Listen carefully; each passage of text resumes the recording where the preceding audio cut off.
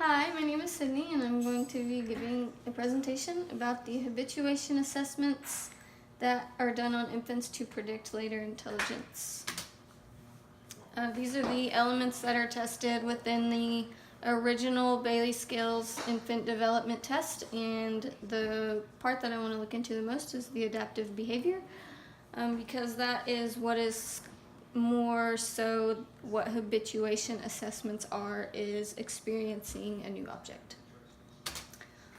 The Bailey Scales is it was invented by Arnold Giselle, and he took all of the different elements, the motor and cognitive and language use and adaptive behavior, and he put them all into what is called a development quotient.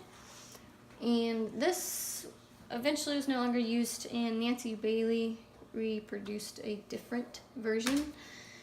And this was the new version with 3 main scales, and it is still the same developmental quotient score, but just under those 3 scales instead.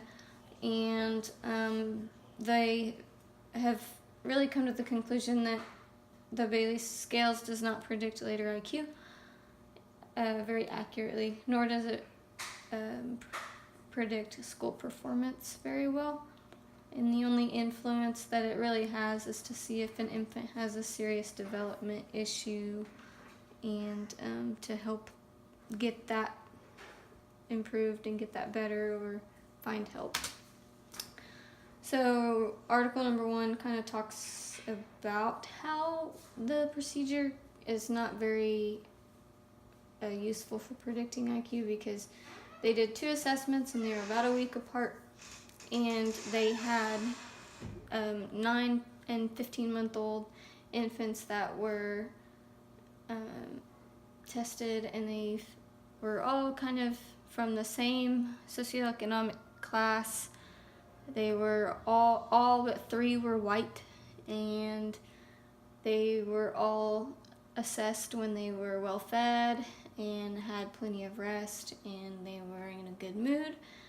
And they always did the test with the mother present, and they just had to make sure that they were in a good state of mind to be able to do the test well. But even with that, like, you see the scores were inconsistent, especially for 9-month-olds, because they're just so young. And that's kind of one of the big flaws of this test, is that infants are just too young to be able to get a good test score from, in order to produce a good prediction for the future. And so really it just helps them figure out, okay, are they developing on time as they should be? Are there any serious deficits and that sort of thing. They did 1 test in a clinic, and then they did 1 test in the home, and just kind of were showing, I'm gonna see if there was any correlation to where the test is done, but really their scores were inconsistent anyways. Habituation, like I said, is like adjustment behavior, and they look for a short looker who can habituate quickly and easily to a new object, or a long looker who does not.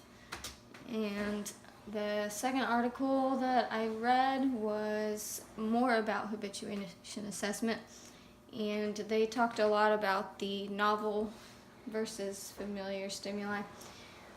When an infant sees something new, or something that is a little more eye-catching, so it could be more colorful, or it could be bigger, or have some sort of eye-catching appearance, they tend to really focus in on something like that. And of course, to familiar stimuli, they're going to habituate really easily. So they were looking at that, because most infants do like novel stimuli, but some don't, and some like the familiar.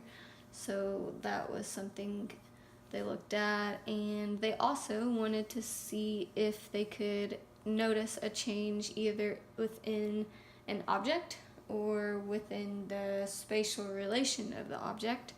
So in this next slide, it shows the child with a stimulus, and they've seen the object, they know what it looks like.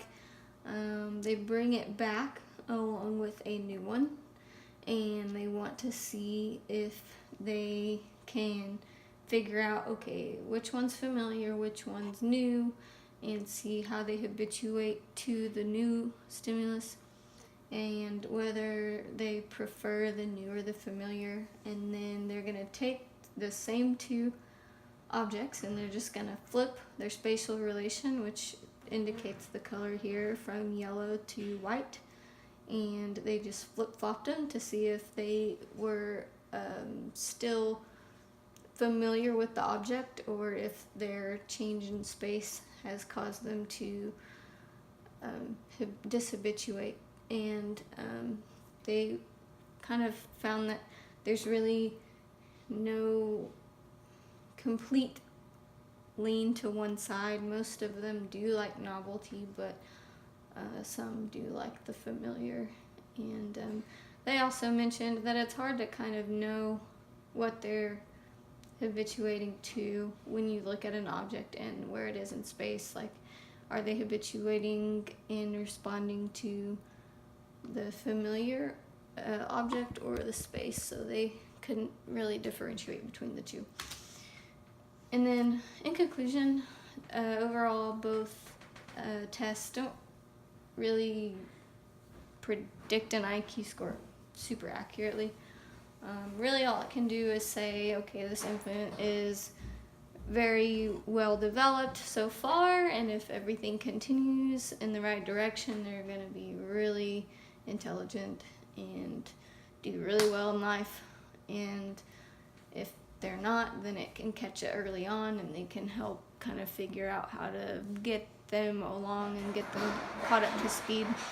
So that's kind of what they're good for. But as far as predicting a super accurate IQ score, it doesn't really give much very sure predictions.